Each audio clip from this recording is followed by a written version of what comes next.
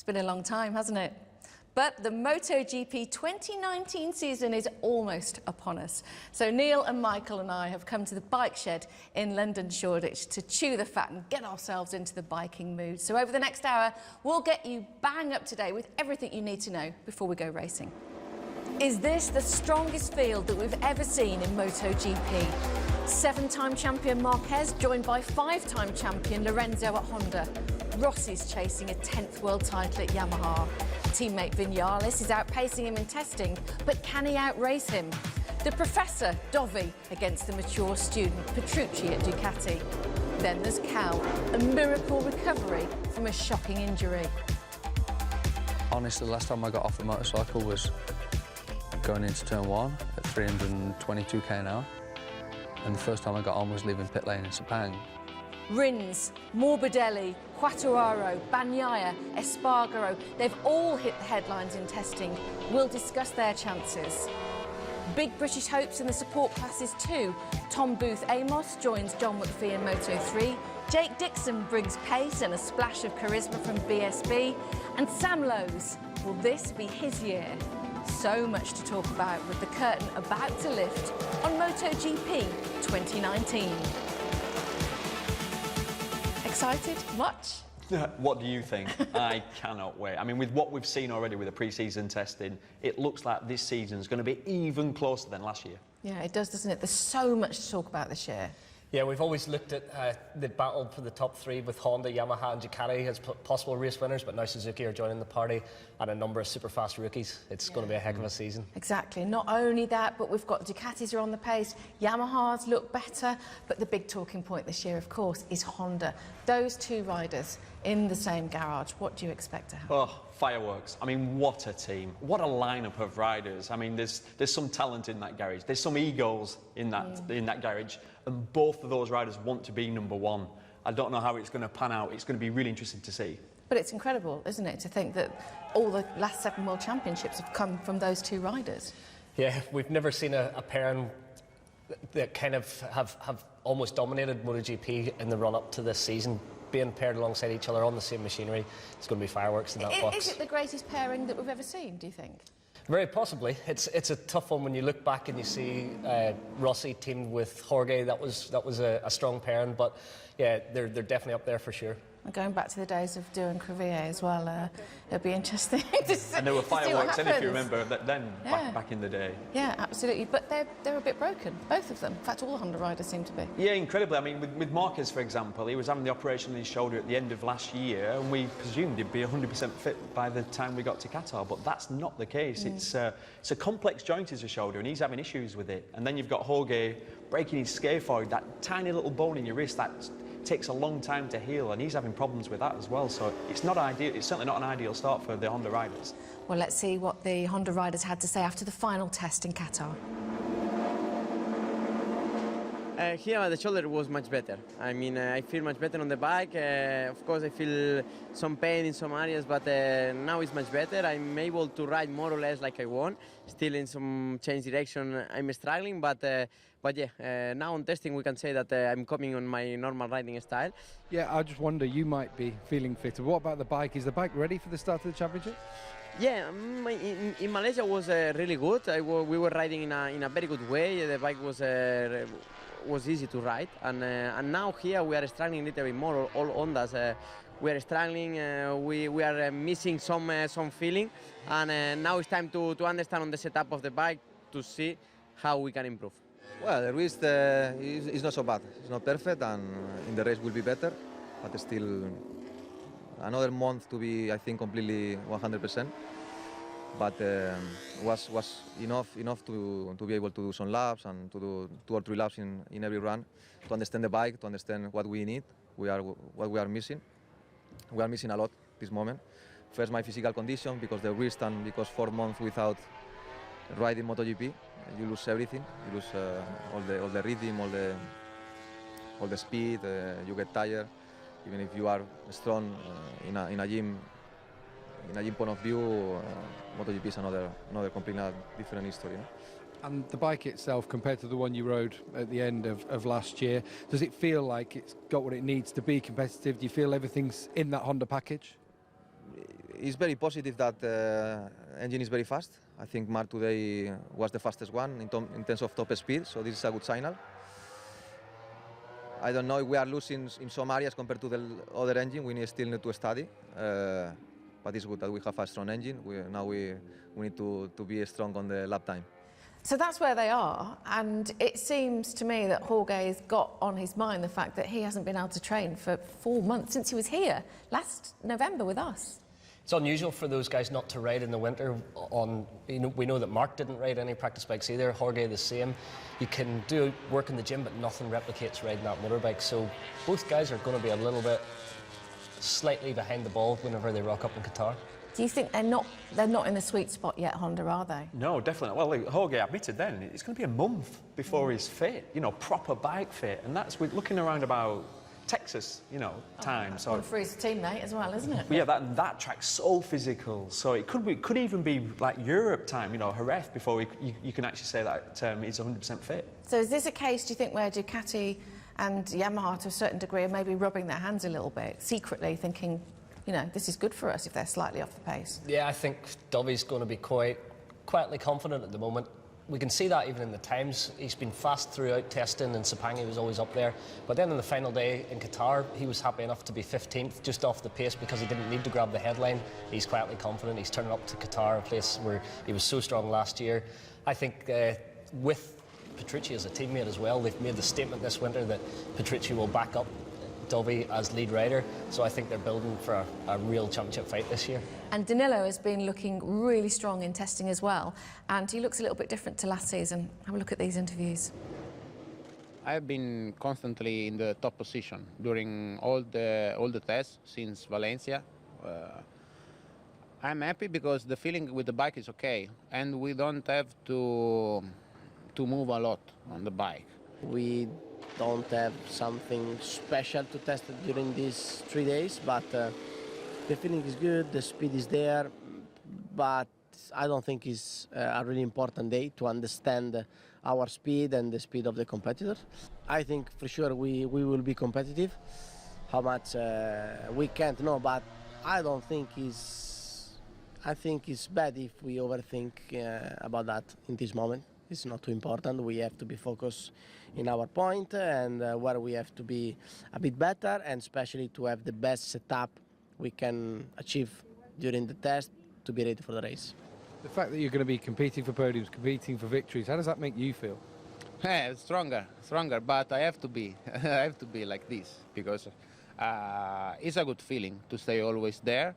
But yeah, for sure in Sepang, I have been fast, but the classification is not so true. For sure, we can fight for the victory, for the podium, but we have to see the race because I think our competitors are very stronger, and some of them are not are working more for the race, not for the classification. And when in 2 weeks we will know everything, but for sure we start from a good base. So he's found himself some cheekbones there. He's lost a lot of weight, hasn't he? Yeah, I mean, he's had to. MotoGP is so close now. Compared to his teammate, he's 2.5 stone heavier. So imagine carrying that extra weight around. So, you know, he's a big lad. He's just a big, strong lad, he's Danilo. So he's been on this strict diet and he looks ill, but that's what he has to do. He looks ill, but he's been really fast, which is probably all he cares about right now. Yeah, I guess, you know, he's getting this opportunity in a factory team. He's never had it. He's had a factory bike, so I think this year will really show that difference of having those technicians and the extra support crew you get with a factory ride. It's his opportunity. He needs to grasp it with both hands, and I think that's why we see him. He's leaning down. He's trying to match what everyone else is doing. He's got that capability. It'll be interesting to see how much he can step it up this year. Yeah, it really will. And they both seem to want to talk about what they're doing and being very focused on Ducati, not looking at what's going on in garages up and down the pit lane. Are they good to go? Are they your favourites for Qatar, do you think? Absolutely the favourites. They've had incredible pre-season testing. I think the experience of Dovey, it's called testing for a reason. They've been developing, trying new parts. They've been working in those areas. They've not been doing the one-off lap. You know, try and get your name at the top of the timesheets, to flatter yourself, to get your ego, you know, to get an ego boost. They've developed that bike now, and that bike, well, we said last year, The best bike on the grid is that Ducati. Do you know what they've done so far this winter? They've made it better. So they absolutely are the favourites. When you talk about testing that, it's really hard to read into what anybody's doing, but it seems as though they don't know what anybody's been doing either, even as riders. So it's hard, isn't it, from the outside looking in? Yeah, that's the thing. Sometimes different teams or riders will have a specific strategy they're working on. You know, in Qatar that evening, it may be a race run, it may be someone who wants to put their name up there in the timesheet. So we've seen it across the board, and Yamaha, I think Vinales wants to have that ego boost because he's maybe slightly weaker mentally than Valentino. Valentino seems to have been working on a race rhythm, so yeah, once that light goes out in Qatar, we'll understand what it all means. Well, as you've mentioned Yamaha, let's hear from them now. Here's Maverick and Valentino. In terms of your confidence with the package, the whole Yamaha package heading into this season, the season's just 2 weeks away now, do you feel much better than last year? Allora, I'm quite happy because I'm more optimistic because, especially because we work well and have a good atmosphere in the team, and looks like that Yamaha is more concentrated, more motivated compared to the last 2 years. Already in Sepang we try something that improve the bike. Unfortunately, so something improve, something no, but it's normal. For me, it's a long work. We need a bit of time. We need to work very hard. It's not just 3 months for recover the gap, but the impression is not so bad. And for me, we can be stronger, a bit stronger than last year. I feel in a better place. Actually, the lap time was pretty similar than last year, but I feel much better on the bike. That's the biggest point. I feel better. I feel I can push much more the bike. I can ride more like my own style. And I think still we have a lot of things to do. I mean, we can make some upgrades on the bike that will be good for next days. We need to improve the top speed because here, in Sepang not so much, but here we lose quite a lot. Already we have some ideas to improve it. But anyway, you know, top speed, a little bit acceleration, electronic side. For me, most important, electronic side, engine brake, I think is the way to go, as I explained last year. So we are doing a good job, but small steps. We are doing small steps. Let's see if we can do a big one. So Yamaha's both had quite a strong show in the tests, and the one word that I picked from Valentino there was optimistic, because he certainly wasn't this time last year. So there's been a change. Well, Valentino says they're more motivated than they have been in the last 2 seasons. We understand that they've brought 2 different specs of engines over the winter, and there's a bit of a conundrum that Maverick prefers one and Valentino prefers the other. Whose lead do they follow? Is it the guy with the experience who has performed the best in recent times, Valentino, or do they put their eggs in Maverick's basket? So that's going to be an interesting one if we find out an answer in Qatar. Whose basket are they in? Well, it's a no-brainer, isn't it? You've got to go with the man, Valentino Rossi. I mean, he beat Maverick in the championship last year and the year before. Obviously, he's 9 times world champion. And Maverick's great at testing. He's a great motorcycle racer, but he does like the headlines in testing. Rossi's been developing the bike, working and making sure all the parts work over race distance. So I'd always go with Valentino Rossi, and that's not because I'm a fan, but I am. What about the best of the rest then? You mentioned Alex Rins and Suzuki earlier on. He's been looking fantastic in testing. He really has. He's always been in the top 2 throughout.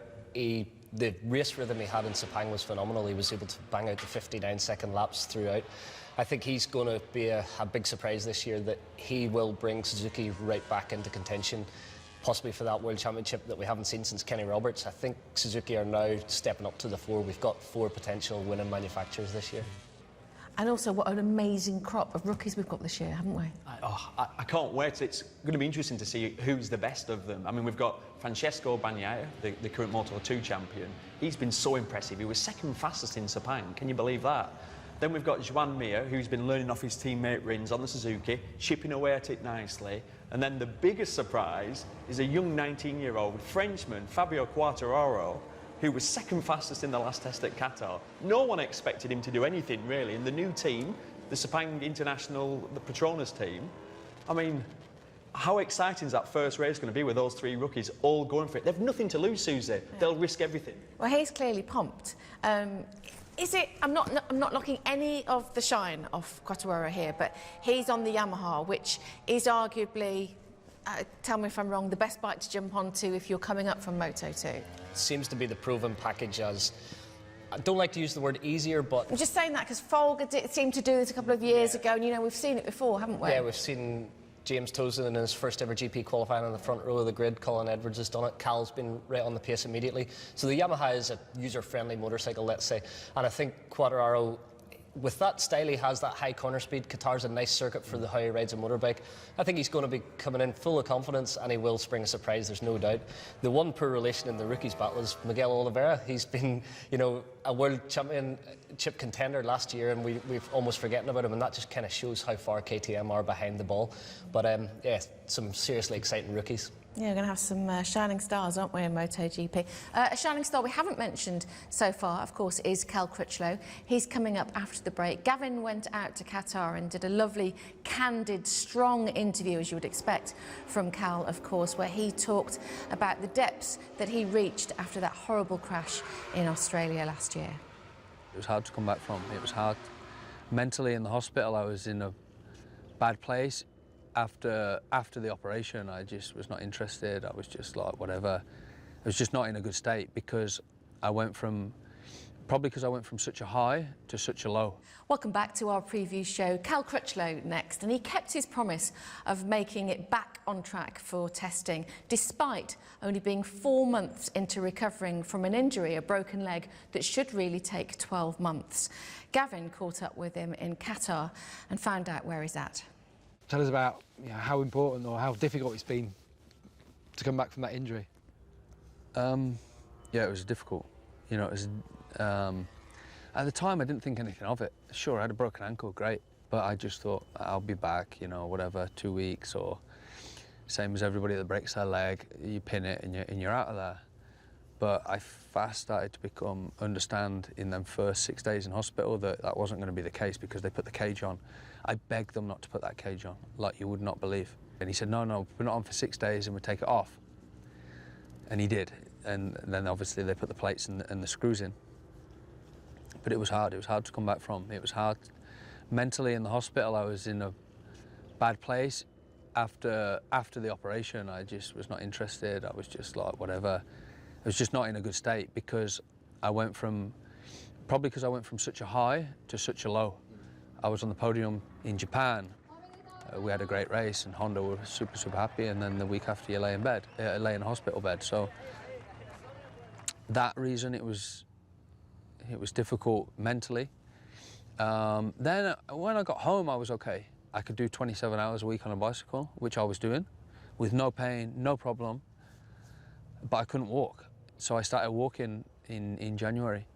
Was the first time I started walking, but I did everything you can imagine that the surgeons told me to do, I did. And don't get me wrong, I'm not normally one to always go against people, but I just normally do what I want to do. But this time I did everything perfect and it was still in a bad way. So I was concerned and disappointed, but yeah, you know, I'm at a place now where I've managed to ride. I felt quite good on the bike. I had not really any problems. My ankle was quite slow to move on the rear brake pedal, but power, everything, I feel okay. Honestly, the last time I got off a motorcycle was going into turn 1 at 322 k/h. And the first time I got on was leaving pit lane in Sepang, and I finished the test in the top 6, I would say. So I felt quite good, and it's nice to come back and be able to do that. But my main aim is to be back at the front. I don't know, middle of the year, end of the year, and especially next year. But I don't know what's going to happen in Qatar, and maybe I might be there then, but maybe I might be 15th. But I'm taking it as it comes, and so are the team. How much pressure is there on you as being the only British rider in the championship, given that we've got such a rich history? I probably don't feel the pressure as much as what I did some years ago. Now, I feel that I'm at an age, at a time in my life where I tend to deal with the pressure differently. You know, I used to care a lot more than what I do now. In the end, I'm giving 100%, and that's all I can do. If that means not winning a world title, then so be it. But I know I'm giving my 100%. I'm old enough and understand this game enough that people are better than you. And you have to understand that And if they were not better than you, you'd win every single race, you'd leave every single lap, you know. It doesn't work like that. These guys are the best in the world. But that doesn't mean that I don't want to be the best in the world or don't want to fight to be the best in the world. If on the day that I finish 8th, people say, that's a bad result, I've still given my 100%, whatever, you know, and I have to accept the 7 guys better than me on that day. But I can accept that. I never used to be able to understand that mentality, but I do now, you know? And I think that makes me a better rider and a faster rider, because over the years I've got faster. What is haunting me a little bit at the moment is the statistic that I'm the 2nd oldest in the championship. It's strange. Honestly, it feels so strange. Hold on, there's a 7-year I'm going to gap, say, he's or maybe still 7 more years than a older 7 with year. Valentino. No, there's more than a 7-year gap. So let's just clarify that. Right. Or is there? I don't know. But I know there's 7 years. But then you look at some of them. You're racing kids. You know, you're racing Quartararo or Marc. But that gives me motivation at 33 years old to come and battle with them. You know, and gets the fire going in me, definitely. So we know you had the factory bike last year. What's changed going into 2019 in terms of the bike itself, the support that you're getting, and how good is it, do you think, to compete this year? Gav, I wish I could answer most of your question, but the bike I'm on, I don't know that much about it because I was so long away. You know, normally I test and do the main part of the testing for Honda. The engine, you know, we were working on the engine, it's strong. Honda have done a great job with regards to the whole bike, even though I didn't feel fantastically comfortable with the front. I didn't feel great with the front of the bike, but it could be a setting thing with the new bike, you know. There's not essentially a new chassis, but there's a different feeling from the bike. So as long as we start to fix that a little bit, then I'll be a bit more comfortable.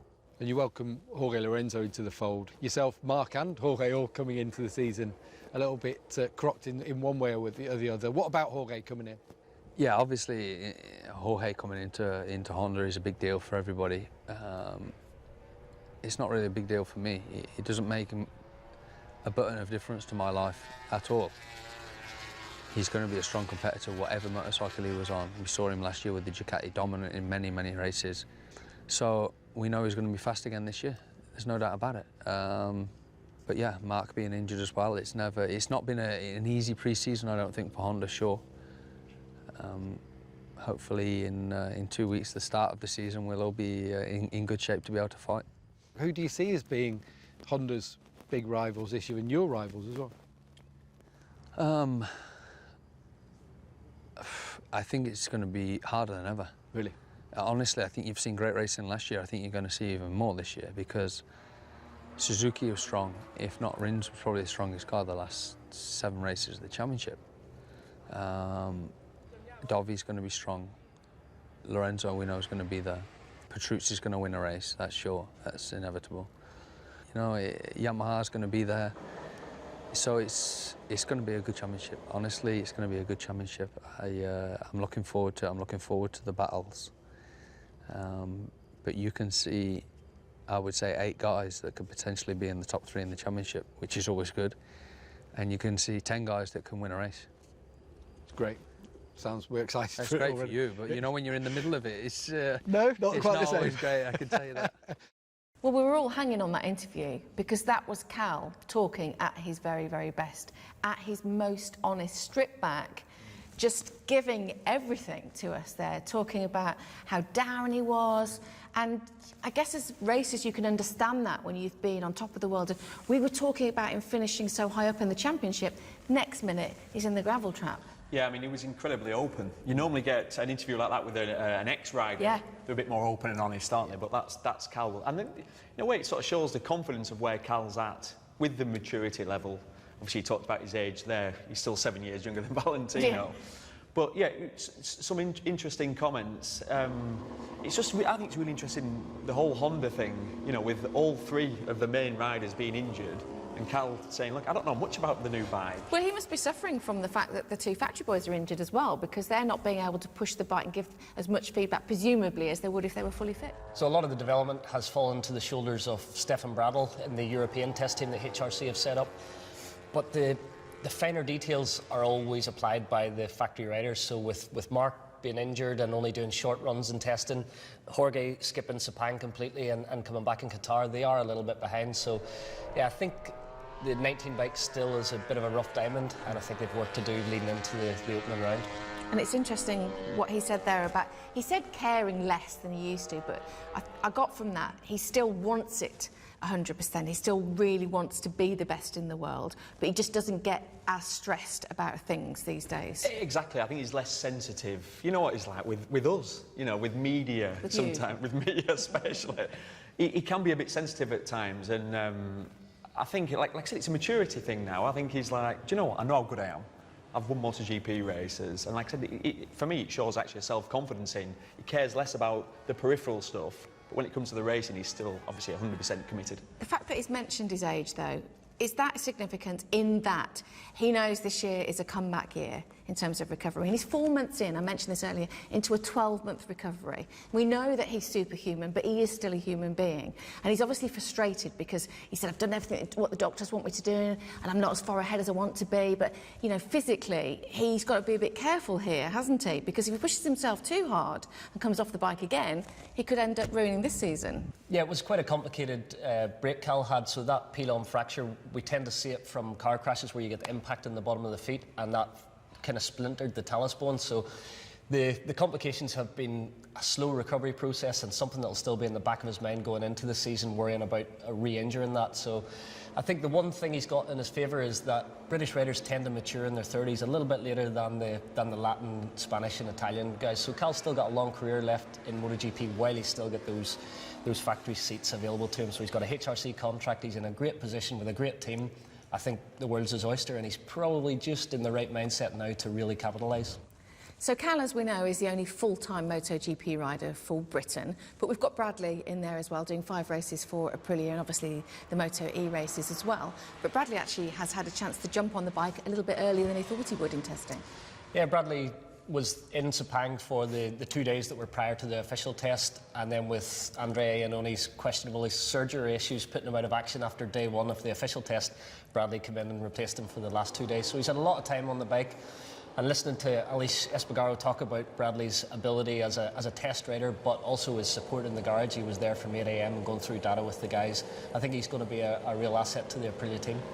So happy days for Bradley, but also for the team. I mean, how important would you say the test rider is for any team? Oh, it's massive, but especially for Aprilia. I mean, they've been lost for the last 2 years. You know, remember the Sam Lowes years, the Scott Redding years. I spoke to Scott last year and he said there's no clear direction. Now they've got Bradley as an incredibly fast test rider who's intelligent, articulate, can push the bikes pretty much to its limit and give the feedback.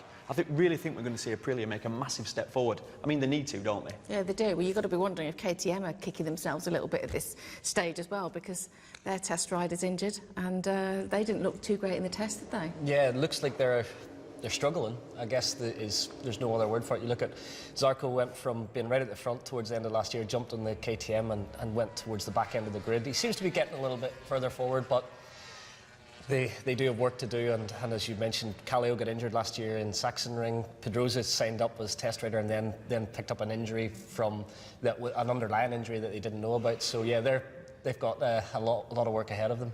Well, that's MotoGP. Still got Moto3 and Moto2 on the way. And could we be getting a British Moto2 world champion in the form of Sam Lowes this year? Join us after the break. Hello, welcome back to the Bike Shed for our preview show. Moto2 time now, and something that caught our attention during the winter months was the brand new sand track, provided by Triumph's new Torquay 765 engine. It's pretty sweet.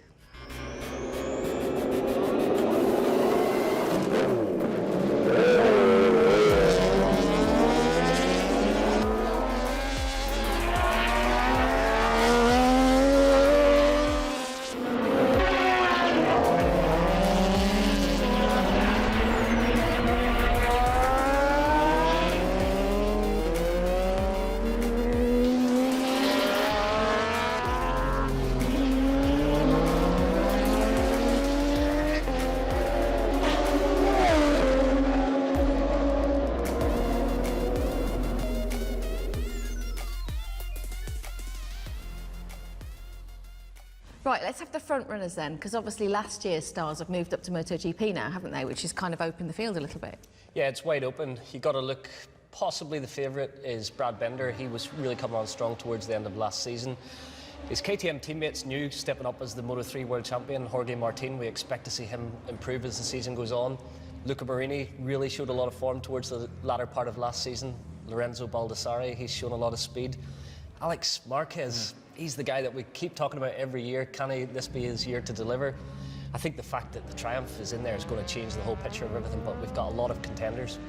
How is it going to change the picture, do you think, the Triumph? Is that going to suit different riders differently? Well, it's difficult to say because we've not seen a race yet, but on paper, the way you've got to ride the Triumph is you don't have to carry as much corner speed, it's got more torque. So I'm expecting to see closer races, more dive bomb passes, because you don't have to carry the corner speed. With all that torque, you can get the bike stopped and spin it out of the corners. So in theory, on paper, we'll have closer racing. We've seen that championship dominated usually by one or two riders for the last couple of years. Do you think we'll see that again this year? No, it seems like it's going to be wide open. You know, the riders that Michael mentioned, there's not one obvious favourite, standout guy that you go, well, he's clearly going to dominate it. So again, with that and the new Triumph, you know, with all these riders that are potential winners, a little bit like MotoGP, we've probably got 6, 7, 8 riders who can win races. So different names on the podium is going to keep it fresh and interesting. The one that you haven't mentioned there is the man that's always on it, of course, Sam Lowes. We'll talk about him in a minute, but let's hear from Sam now. So Sam, fantastic test. How do you feel after 3 days? Yeah, really, really good. We missed this last session just because we've tested everything we need to test. We did a nice run in the middle session on the race tyre. I made my best lap of the whole test on lap 9 of a race tyre, so this is positive, especially because we had soft tyres here to use if we wanted to. So it's good for me to make the step to be relaxed and not use it. And yeah, I'm really looking forward to Qatar. It's been a real positive test, and I'm really loving the bike. The Federal Gresini team has done a great job. I expect to fight for the victory in the first race. That's where we are. I feel real strong. Obviously, it's a new track again. It's the first time with a Triumph at that track. So the first day is going to be about understanding how the bike is there, and then just go from there. Yeah, keep working on the feelings we've got now. That we've got the balance of the bike more or less. I expect it to work there because, you know, there's some fast corners like here is not too different, and then yeah, fine-tuning for the track. So hopefully no two big things. We got through them this week, and yeah, we'll just keep plugging away. And yeah, we've been strong every day on the bike, and I'm looking forward to it. No disrespect to Sam Lowes in any form, but if you listen to Sam, he's always on it. How on it is he this year?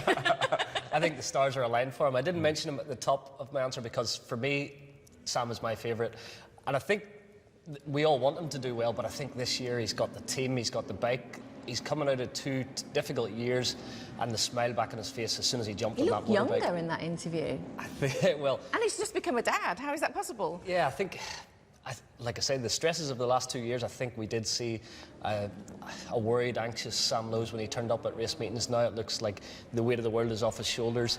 And yeah, I think the timing's right, and I think we will be cheering for a potential British Moto2 World Champion this year. And of course he's racing against fellow Brit, Jake Dixon, who moves into Moto2 this year. Quite a change for him. How's he going to find it, do you think? He's going to find it difficult. You know, first of all, Jake's an amazing rider. He did a fantastic job in British Superbikes, but riding a superbike, it's a big, sort of soft, forgiving motorcycle compared to a little stiff Moto2 bike. So the feel is completely different, and he's got to change his riding style a lot. He's got to hang off the bike a lot more. He's got to use a lot more rear brake to almost hook that front wheel round. So it's going to take him a bit of time to adapt to that sort of new riding style. So what will be good for him then? What position-wise is it? Well, I'd say realistically, at the start of the season, if he can get inside the top 15, that would be amazing. Now, it might sound negative me sitting here saying that. You'll go, well, no, he's a better rider than that. But what a field he's up against. What a field, and it's so close. If you're inside the top 15, you're within a second of the fastest riders in the world that have grown up on them circuits, that have done so many laps around them. So he's up against it, but luckily he's got a really good attitude. He's mentally very strong, which he's going to need to be, and he's going to progress throughout the year. Yeah, and of course he's got to ride on new tracks that he doesn't know that the other riders know so well, so that will take some time. But maybe it's good that he's come in on a year where there is slightly more levelling with the new Triumph engines. Probably picked the best time to come when things have changed. You know, over the last few years, everyone had their settings. They knew exactly what worked with the Honda engine. It will change things, but it will be difficult when he turns up at Austin for the first time. There's a lot of learning. You pretty much lose your whole Friday practice just learning the circuit, never mind getting your bike set up. So it's going to be a tough year ahead of him, so he has to be realistic with his outlook, but I think he can do a good job, and he will slowly progress and move forward. A huge mountain to climb, but a great opportunity for Jake Dixon, for Dixie, as we all know him, and we caught up with him at the test in Jerez.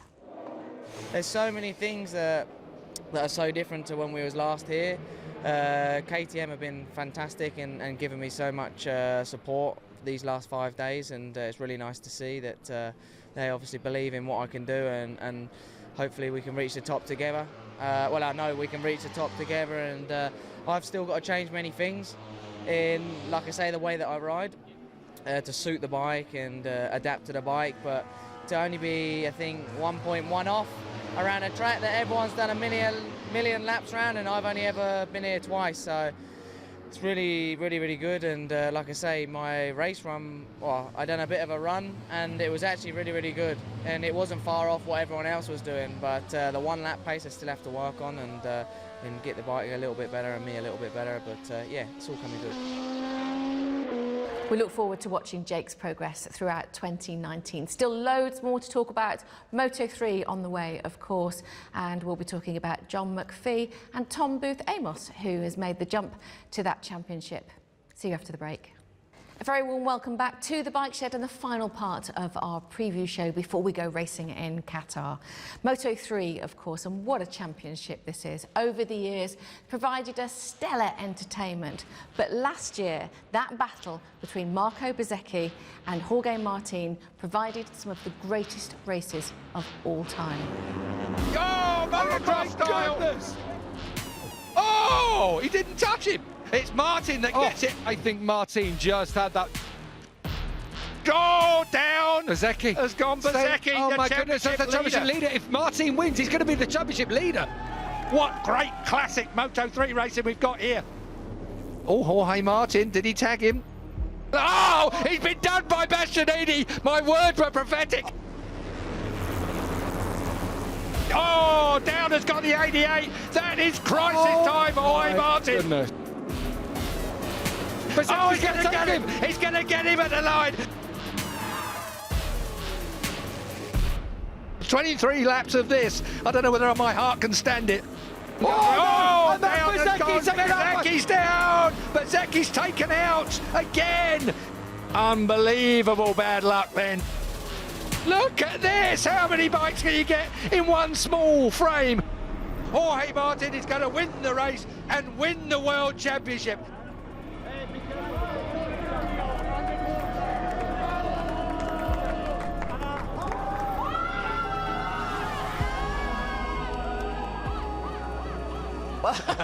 Breathtaking, wasn't it? But those front runners now have moved up to Moto2, clearing the way for new contenders, who are... Don't ask me who's going to be the main men in Moto3. Come on, with racing like that. Throw some names at us then. Well, it's going to be extremely close. That's the first thing I'm going to say. Then I'm going to start guessing at names, because you know what it's like. It's difficult to tell in testing. A few standouts. Masia, he was fastest in Jerez, but then after he set the fastest time, he had a big crash and broke some toes, so he's had an operation, I believe.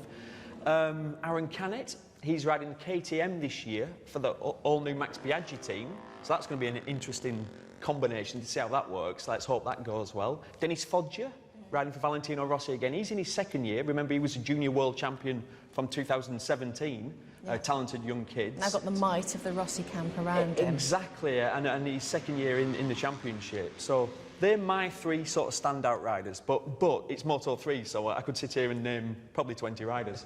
Well, don't do that. But in testing, what did you notice? Well, the Moto3 testing times are always funny because we know that the slipstream accounts for so much lap time. People like John McPhee has said he worked on his race rhythm. He was quite happy with that. He's moved into the Petronas squad this year, and I think he's got a really good opportunity. He's happier with the Honda. The chassis seems to suit his riding style a bit better, so we're expecting to see his maturity now kind of rise above all those young talents that are coming in. But young talent, speaking of Chan Onchu, we've seen what he was capable of at Valencia, but then he was down in 23rd in testing, so we expect a lot from him.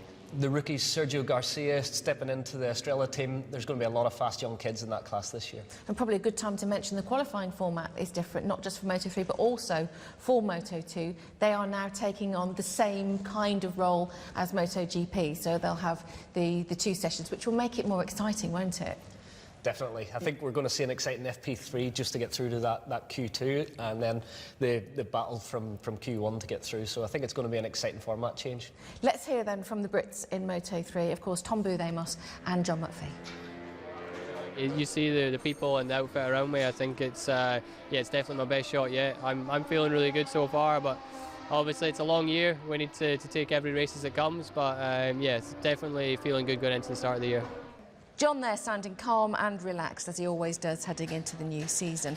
But he's experienced now in this category. What wisdom could he pass on to the new boy, Tom Booth-Amos? He's going to be at a lot of tracks that he's not ridden before.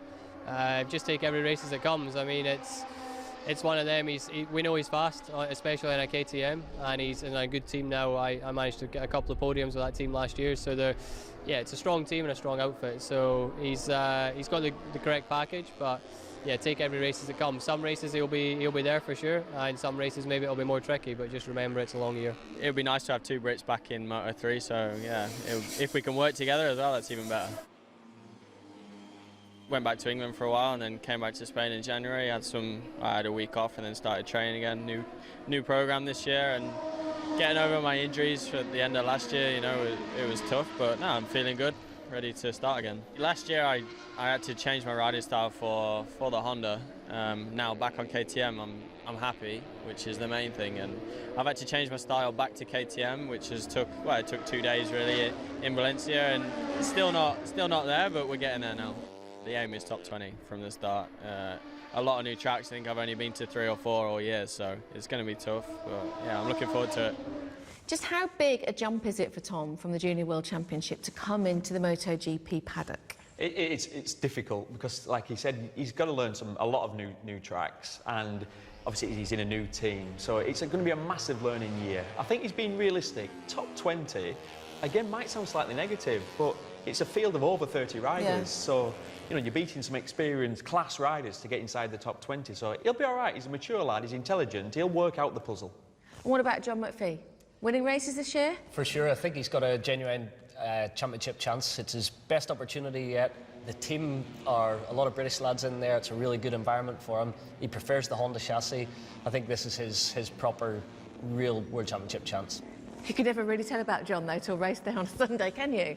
No, I mean, John, you know what it's like. He can qualify in the front row, he can qualify 25th, he can win races, he can finish in the 20s, so you never know with John. But will he get that consistency with this team, do you think, this year? That's what's been missing, and I've been spoke to him. He says he's never been in a team so good, so it is his best opportunity, and John will be impressive this year. So actually, really good opportunity to see some race wins in Moto2 and Moto3 for British fans this year. For sure, and Cal Crutchlow, we could have British race winners across all 3 classes.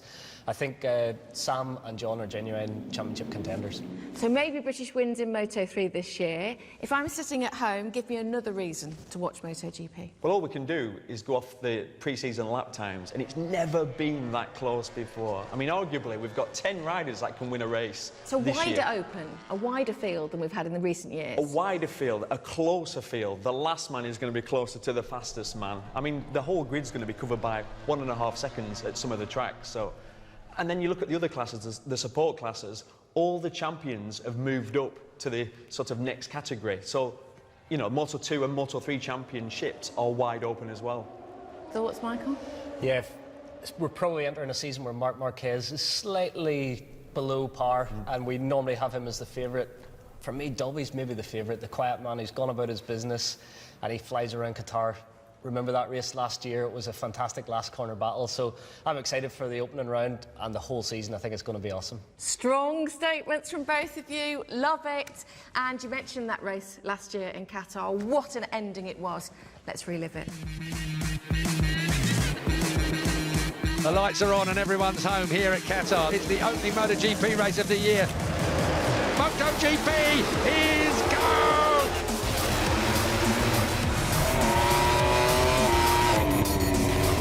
Zarco has braved his way round the outside, and I'll tell you what, that's a statement if ever I saw one. Oh, that was tight through there. Yeah, it was. Oh, Marquez is going straight on, surely, at that one. He's definitely going to have a go at it. Dovizioso, Dovi's going to turn it in. He'll squirt the Ducati to the line. It's going to be a Ducati win.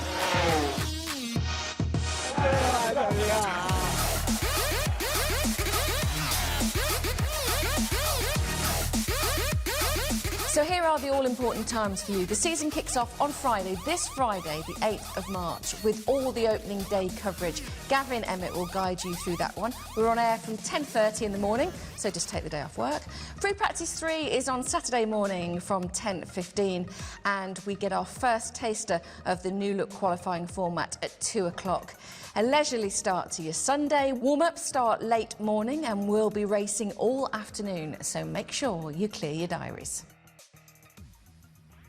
So that's it. Testing is over. It is time, finally, to go racing. We're ready. Are you? Watch every single lap live on BT Sport. See you in Qatar.